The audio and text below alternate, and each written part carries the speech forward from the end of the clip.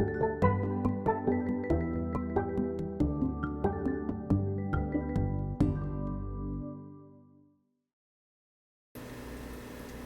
everyone.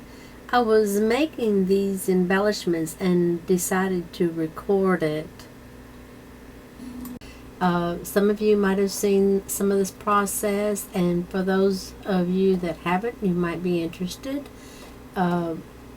I did mine a little differently from the initial one that I saw on the Michaels website, where they used Aleene's glue and scorched it over a flame.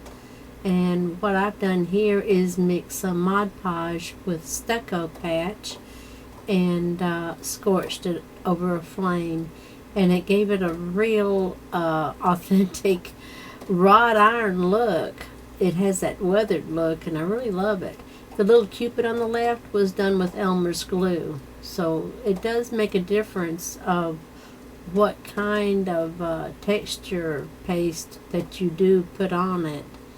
And I also used like a cracker box or cereal box type chipboard instead of cardstock. This little cupid was cut out of cardstock, and I used Elmer's glue and scorched it, and it makes it a thinner embellishment. This was also done on cardstock, and you buff the soot off of it, and it gives it a nice shine. So all of this was done with Elmer's glue right here, and it gives it a nice shine after you buff it. The butterflies that I'm showing you were double layered, which gave it a little more thickness. And when I said double layer, I mean using cardstock.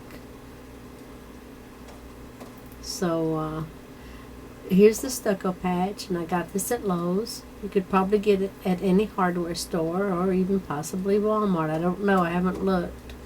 And this is the little embellishment that I used with the stucco patch. And you see it's gritty, and it gives it a raised look. And I think I rubbed some Inca Gold over this also. So it depends on the amount of glue, base, and stucco that you mix to give you a different look. And I'm going to do a video on this tag later. So there's my little pieces. It's the metal findings from the Tim Holtz die cut. And I'm going to mix some of that stucco in a little cup and some Mod Podge, and I don't have exact measurements. I just mix it till I think it's kind of the right texture. I don't want it runny. I want it loose enough that I can spread it or work with it like I want.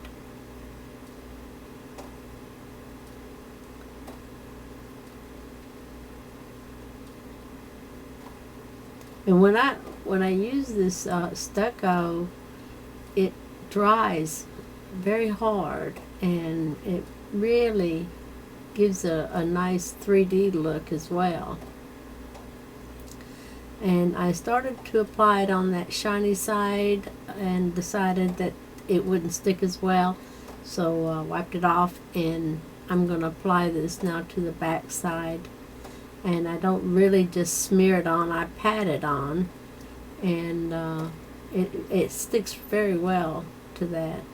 And by patting it, it gives it a little bit of a raised look, more of a 3D look.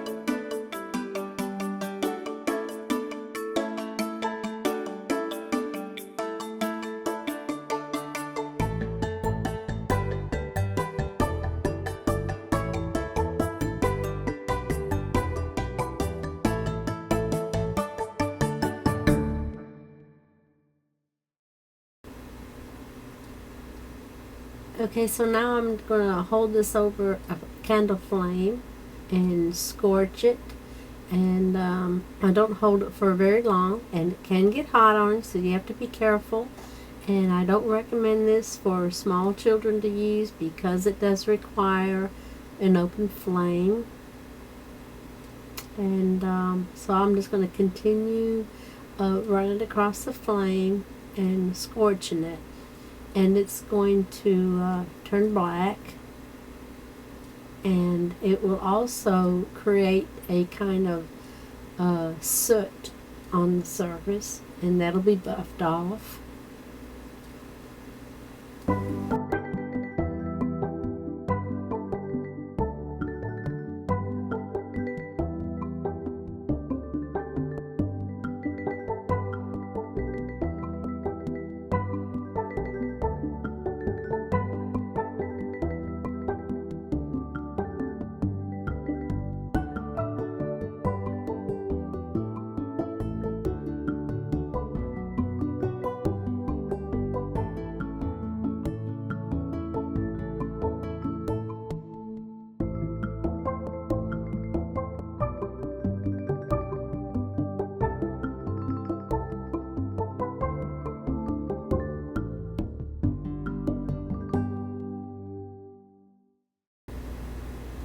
Okay, so look how cool that looks.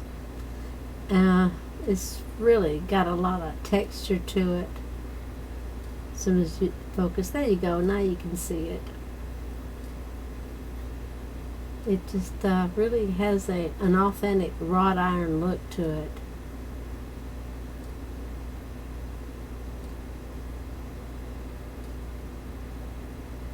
And I'm just taking a soft cloth here and lightly buffing it. And of course on these pieces, when you use the stucco and Mod Podge, it doesn't give it a shine like it would if you just use some kind of a glue like Elmer's or Aleene's. So it has a different finish. And here's a clock piece that I cut out, and I'm just slapping that stuff on there. Don't have to be perfect. I want to get enough on that it'll give it some coverage, and I'm taking the X-Acto knife and just clearing some of the holes out. And I'm not trying to make it perfect on the edges or anything like that, because I want it to have that imperfect look and kind of a rough, grungy look. And it does give it a lot of texture. That's cool. Now here I'm showing you the acrylic paint because these pieces have not been held over the flame. I just put the texture paste on there, or the stucco and Mod Podge mixture, and painted them white. And so, you know, it can be done this way without even holding it over the flame if that's what you decide to do. And these white pieces can be used on like a shabby chic project, and they'll look really nice. Of course, even the other pieces, they can be painted whatever color you want. And yeah, they are fun to do, and I hope y'all enjoy this, and I hope you'll give it a try. Give me a holler if you have any questions, and appreciate all your great comments and for your support. Thanks. Y'all have a great day. Bye.